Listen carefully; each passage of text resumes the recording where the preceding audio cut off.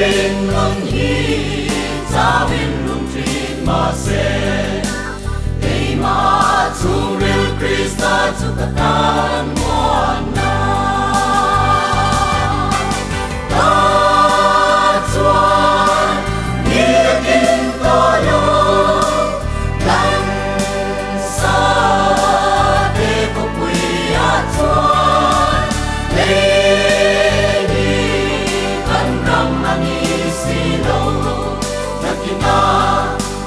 Moi chu kalahan mua o chung mun lei pia lam ram chu ka khen hun chuan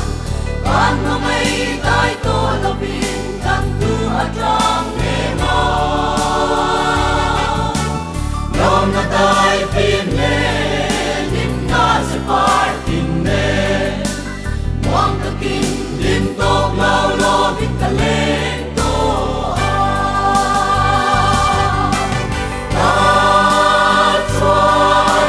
ni kin to lo lan sa te ko pui a chuan le ni kan ram ani si lo na kina chung mun moi chu kalahan